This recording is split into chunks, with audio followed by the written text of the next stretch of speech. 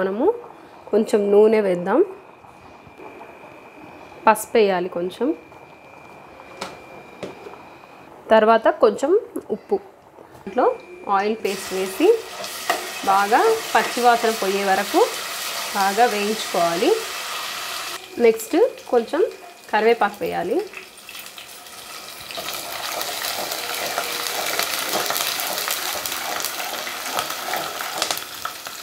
తర్వాత మనము ఈ విధంగా ఉడకబెట్టుకున్న రొయ్యల్ని దాంట్లో వేసేయాలి. టేస్ట్ చాలా చాలా బాగుంది. పప్పుచారు రొయ్యల ఫ్రై కాంబినేషన్ అసలు సూపర్గా ఉంటుంది.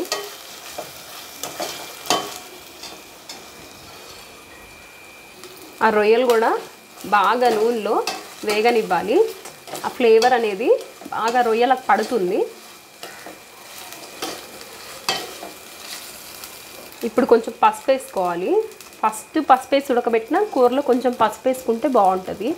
నెక్స్ట్ టేస్ట్కి సరిపడా సాల్ట్ వేస్తున్నాను. రొయ్యలు బాగా ఫ్రై అయిపోయినాయి. సో ఇప్పుడు మనము కారం వేసుకుందాము. నేను పిల్లల కోసం చేస్తున్నానండి, అందుకనే కొంచెం లైట్గానే వేసాను కారం, మరింత ఎక్కువ వేయలేదు. కొంచెం స్పైసీగా తినేవాళ్ళు ఉంటే ఎక్కువ వేసుకుంటే బాగుంటుంది.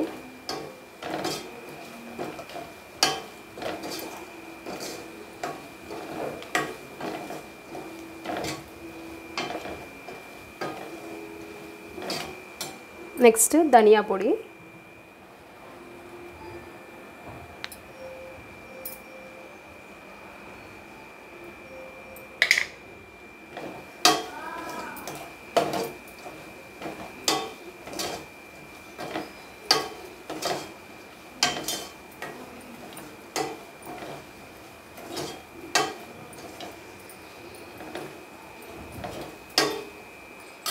నెక్స్ట్ కొత్తిమీర,